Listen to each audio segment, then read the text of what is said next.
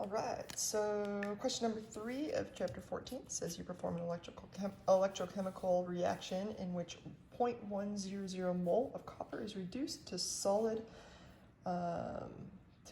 copper. So essentially we're saying we've got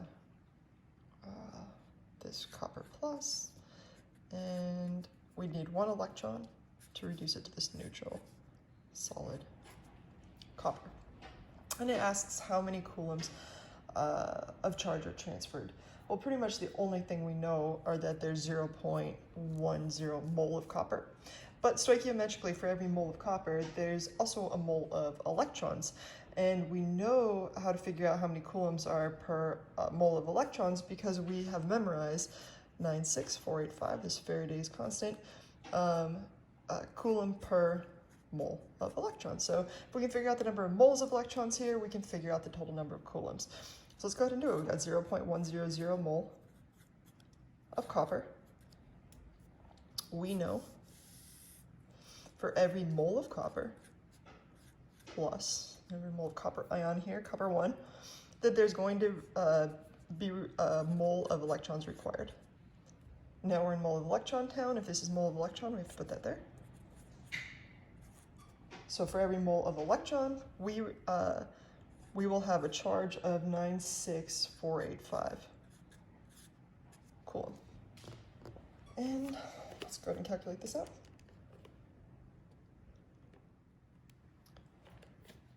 And you get,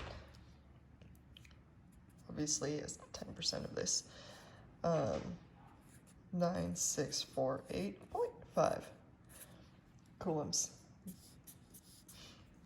And so that's how many coulombs of charge are transferred. Now it says how many electrons are in this amount of charge.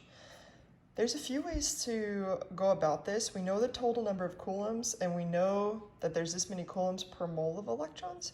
So there's a few ways that we can figure it out. I think your book uses the amount of charge per electron, which you can technically calculate pretty quickly. And in fact, let's go ahead and do it. Let's say we want to know the charge in coulomb per electron. Well, we say, okay, we know that there's this many coulombs per mole of electron, and we know a mole of electron has 6.022 times 10 to the 23rd electrons. And that will give us the coulomb per electron. So let's go ahead and calculate it. 96485 divided by 6.022 times 10 to the 23rd. We get an answer of 1.602 times 10 to the negative 19 now. And again, that's coulomb per electron. You can memorize this if you want to. A lot of people do, and then they use it for future calculations. Me, I don't like memorizing too many things if I can figure them out. So I'm just going to start with this and say I didn't have this memorized. 9648.5 coulombs. And our question is, hey, how many electrons are in there?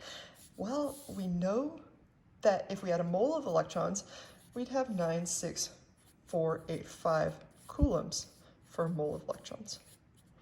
But it's not asking about a mole of electrons, it's asking how many total electrons are in there. No worries. We know that a mole of electrons has 6.022 times 10 to the 23rd electrons.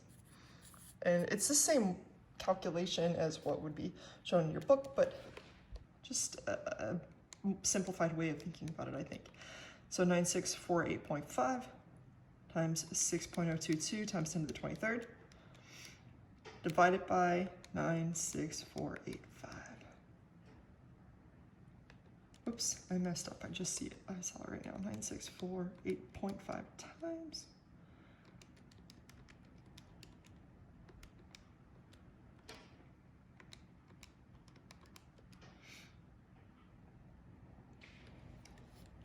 And